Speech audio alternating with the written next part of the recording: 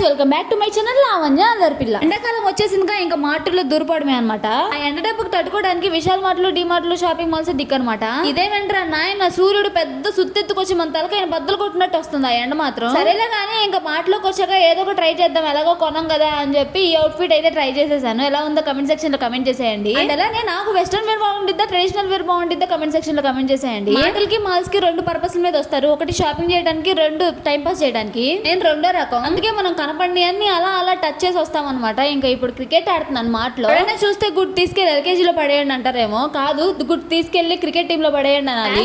మనకి అవసరం లేని వస్తువుల దగ్గరకు వచ్చేసాం అనమాట. అలానే బ్రష్లు పెన్సిల్ కనపడ్డాయి, అబ్బే మనం బ్రష్ చేయము. ఇంకా షాంపూలు కనపడ్డాయి, అబ్బే మనకి జుట్టు లేదు. సరేలే సోప్ అయినా తీసుకుందాం, వారానికి ఒకసారి అన్న స్నానం చేస్తాం అనుకుంటే లైఫ్ బాయ్, మనకి లైఫ్ లేదు, బాయ్ లేడు. అరే ఇవన్నీ మనకు వద్దని చెప్పి ఇంకా పర్ఫ్యూమ్స్ దగ్గరకు వచ్చాము.